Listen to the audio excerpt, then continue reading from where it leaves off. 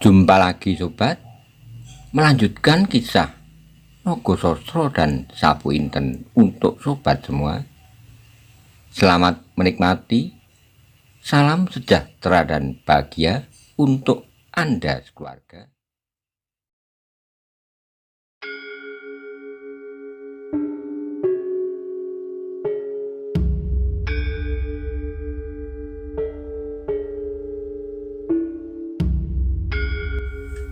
Pada episode sebelumnya dikisahkan ketika Maiso Jenar dan Kebu Kanigoro mencoba mengunjungi Banyu Biru untuk mengetahui bagaimana keadaannya sekarang. Ia dikejutkan oleh suatu keramaian yang ada di alun-alun Banyu Biru. Maiso Jenar pun mencari keterangan dari seorang anak yang mengatakan bahwa di alun-alun Banyu Biru setiap hari diadakan keramaian, pada malam hari tayuban, dan pada siang hari judi adu jago. Bagaimana kisah selanjutnya? Simak bersama-sama. Mula-mula Saraban masih mandang berkeliling. Agaknya ia masih mencari lawan untuk menunjukkan kekuatannya. Ketika tak seorang pun yang berani mengganggu lagi, barulah tapak demi tapak ia mendekat.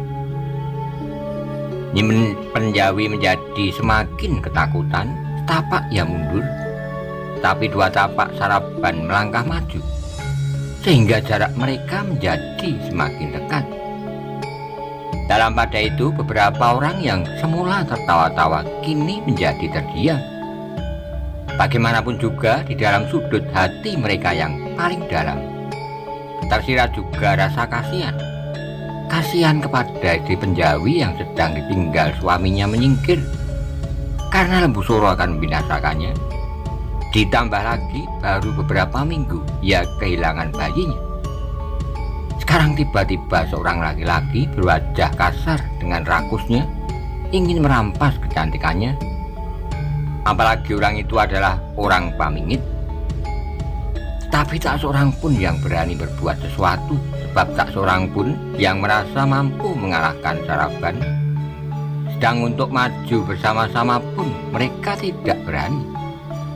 Sebab dengan demikian orang-orang pamingit pasti akan beramai-ramai menyerang mereka. Meskipun sebenarnya mereka tidak bersalah karena melindungi seseorang yang diperlakukan tidak adil, namun orang pamingit dapat saja membuat alasan-alasan. Maiso Jenar dan Kebu Kanigoro menyaksikan semua peristiwa itu dengan wajah yang tegang.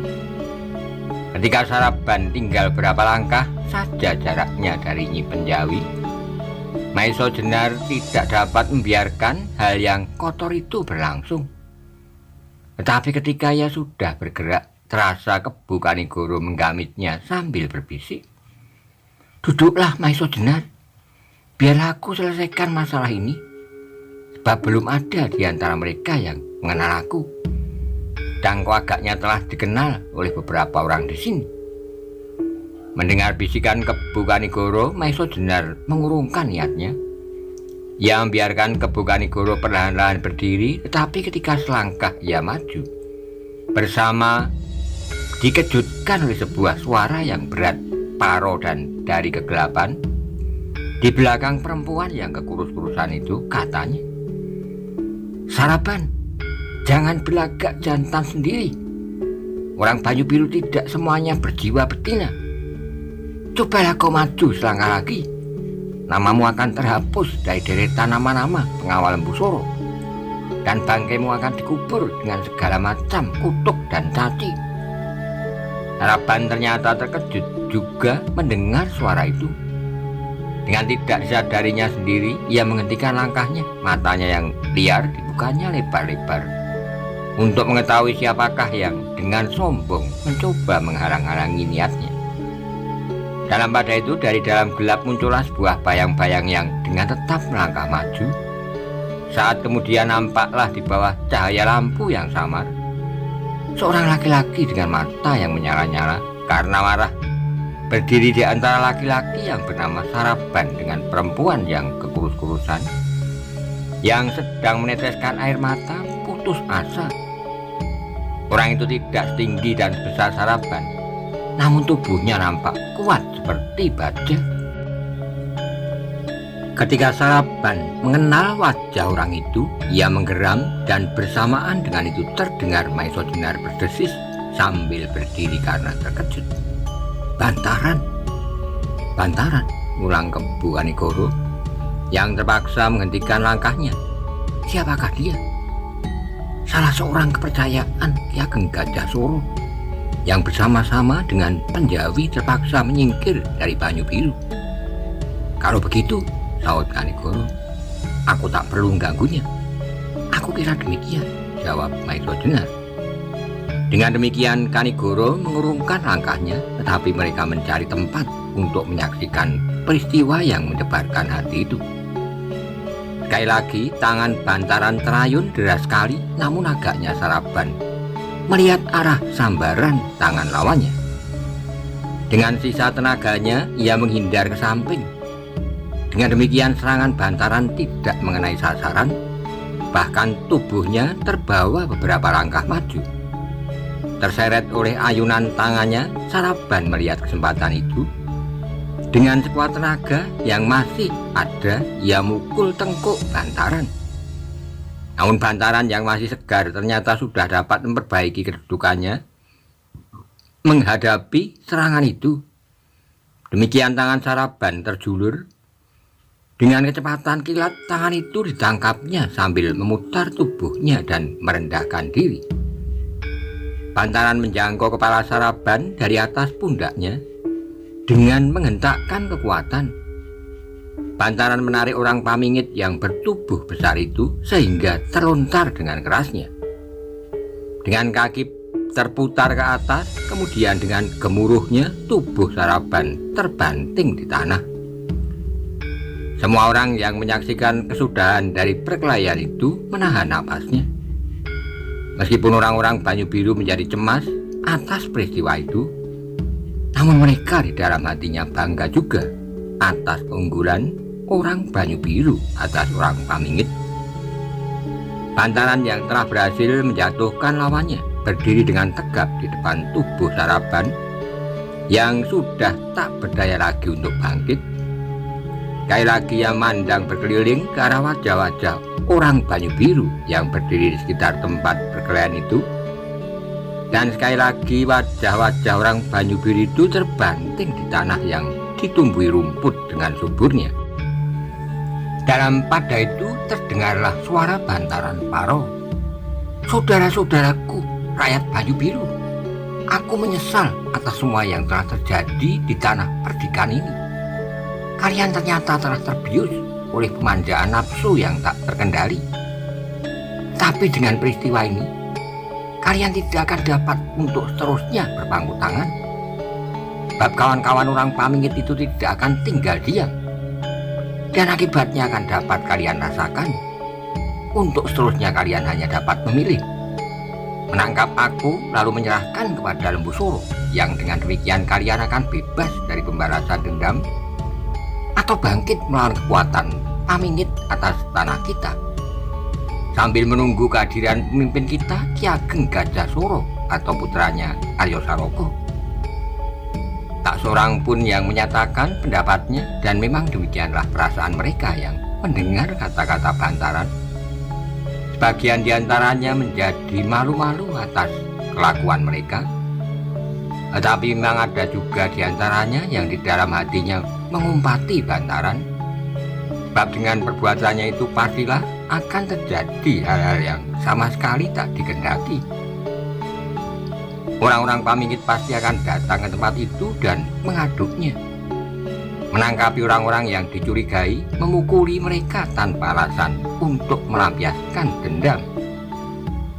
Belum lagi gema suara Bantaran itu lenyap, tiba-tiba terdengarlah derap beberapa ekor kuda dengan kencangnya menuju ke tanah lapang.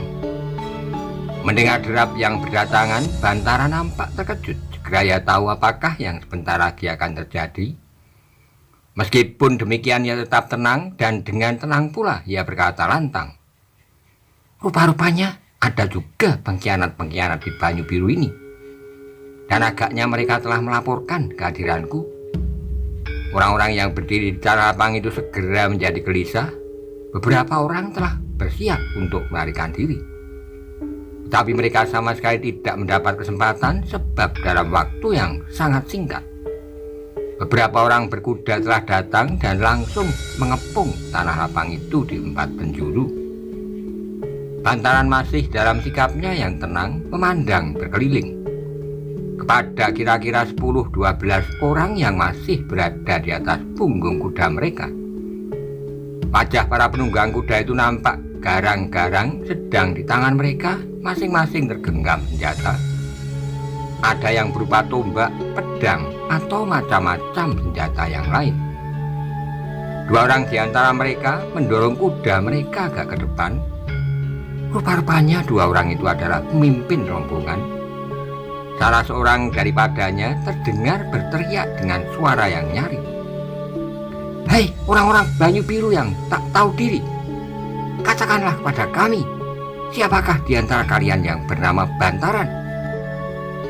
Bantaran masih tegak di tempatnya, tapi karena kekacauan yang timbul karena beberapa orang yang ingin melarikan diri, maka di sekitarnya pun telah berdiri beberapa orang dengan tubuh gemetar, sehingga orang-orang berkuda itu tidak segera dapat melihat tubuh Saraban yang terkapar di tanah. Suara pemimpin rombongan berkuda yang bergetar memenuhi tanah lapang itu.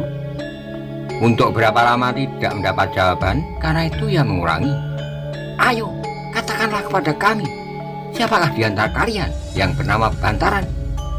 Kalau tidak ada di antara kalian yang mau menunjuk batang hidungnya, maka semuanya yang berada di tanah lapang ini akan kami bawa.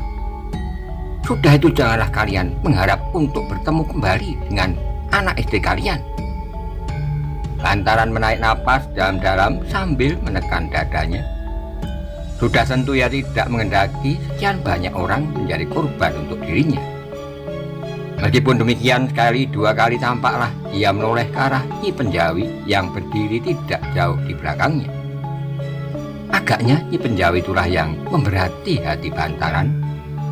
Sebagai seorang sahabat Penjawi, ia tidak akan tega melihat nama perempuan itu dinodai.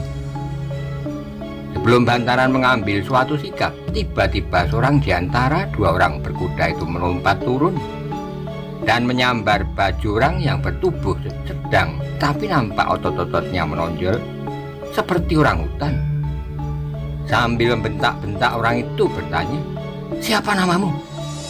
Dengan segagap orang yang masih agak mabuk itu menjawab, "Gonjang, Tuan." "Kenalkah kau dengan orang yang bernama Bantaran?" tanya orang pamingit seterusnya. Untuk beberapa saat Gonjang berdiam diri, namun tiba-tiba terdengarlah jawabannya di luar dugaan. Orang yang suka mabuk dan berbuat tidak sepantasnya itu ternyata memiliki kesetiakawanan yang tinggi. Sebagai orang Banyu Biru, ia merasa berkewajiban melindungi Bantaran. Karena itu jawabnya, "Kenal Tuan, aku kenal betul dengan orang itu." "Nah, kalau begitu, tunjukkanlah orangnya kepada kami," desak orang pamingit itu. Kemudian terdengarlah jawabannya yang mengejutkan hati orang-orang di tanah lapang itu. "Sudah sejak berbulan-bulan ia tidak pernah menampakkan dirinya, Tuan. Karena itu aku tidak dapat menunjukkannya kepada Tuan." Tiba-tiba mata orang pamingit itu seolah-olah akan meloncat dari batok kepalanya. Ternyata jawaban itu sama sekali tidak diduganya. Karena itu ia menjadi marah sekali ketika tangannya yang memegang baju Gonjang diguncang-guncangkan. Gonjang pun ikut terguncang seperti batang pohon yang diputar-putar badai. Sambil membentak-bentak lebih kasar, orang pamingit itu sekali lagi bertanya, "Ayo, katakanlah kepada kami, yang mana di antara kalian yang bernama Bantaran?" "Betul Tuan, ia tidak berada di sini sekarang," jawab Gonjang tergagap. "Bohong," bentak orang pamingit itu. "Aku mendapat laporan bahwa ia berada di tanah lapang ini sekarang." "Nah, kenapa Tuan tidak bertanya kepada orang yang melaporkan itu?" saut Gonjang. Orang pamingit itu tidak menjawab lagi, tapi sebuah pukulan yang keras melayang ke wajah Gonjang. Dengan kerasnya orang itu terdorong ke belakang dan kemudian terjatuh dengan kerasnya. Terdengarlah ia mengerang kesakitan. Namun meskipun demikian ia tidak juga menunjukkan siapakah di antara mereka yang bernama Bantara. Tetapi pada itu ternyata Gonjang adalah orang yang cerdik.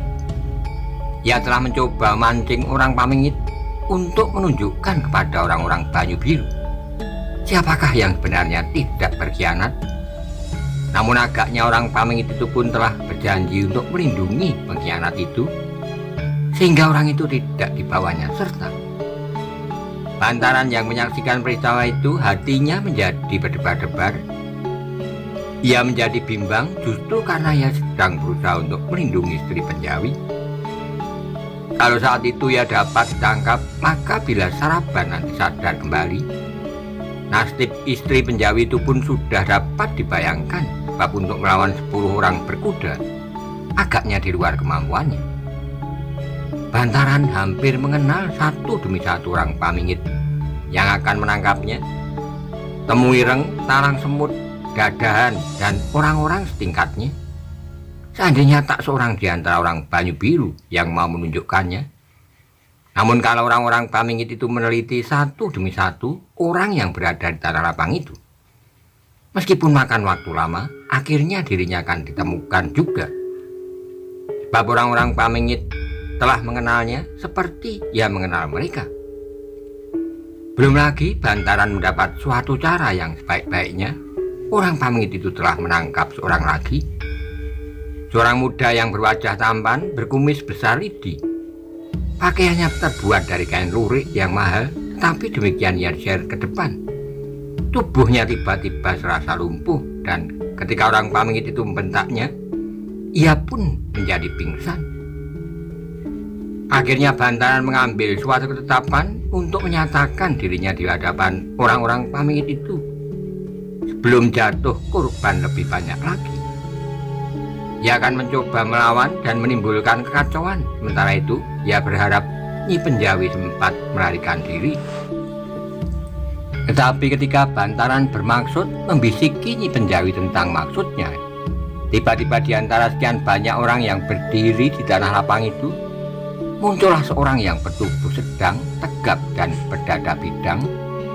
Dengan suara yang berat namun penuh wibawa, ia berkata nyaring, "Hei orang-orang pamingit, inilah Bantaran." Semua yang berada di tanah lapang terkejut mendengar pengakuan itu. Untuk saat kembali tanah lapang itu menjadi hening sunyi, sesunyi tanah pekuburan. Tapi dalam pada itu semua mata bergerak ke arah seorang yang berjalan perlahan-lahan namun pasti, menyibak orang-orang yang berada di depannya menuju ke arah dua orang yang agaknya memimpin rombongan orang-orang pamingit. Ketika mereka melihat orang itu, sekali lagi mereka terkejut, dan yang lebih terkejut adalah Bantaran sendiri. Orang-orang Banyu Biru menjadi bertanya-tanya di dalam hati, siapakah orang yang telah dengan beraninya menamakan dirinya Bantaran di hadapan 10 orang pamingit yang garang-garang itu. Saat kemudian Bantaran menjadi sadar bahwa seorang telah mencoba melindunginya, namun orang itu belum pernah dilihatnya. "Nyai," bisik Bantaran kepada Nyi Penjawi, "adakah ia orang baru?" Nyai Penjawi menggelengkan kepalanya. "Aku belum pernah melihatnya, Kakang." Bantaran menarik napas dalam-dalam. Ia mencoba menebak siapakah orang yang telah mencoba menyelamatkan dirinya itu. Tapi tiba-tiba ia menjadi cemas atas keselamatan orang itu. Dua orang pemimpin rombongan orang-orang pamingit bukanlah orang yang dapat diajak berbicara. Mereka adalah Temuireng dan Talang Semut, dua orang yang lebih suka menggunakan tangannya daripada mulutnya. Apalagi pengakuan orang itu hanya akan mendatangkan bencana saja baginya. Sebab orang yang bernama Temuireng dan Talang Semut telah mengenal siapakah orang yang bernama Bantaran, sehingga pengorbanannya akan menjadi sia-sia. Sebab akhirnya mereka masih akan mencari orang yang dikehendakinya. Karena itu Bantaran ingin meloncat maju untuk mencegah pengorbanan yang dianggapnya akan sia-sia saja.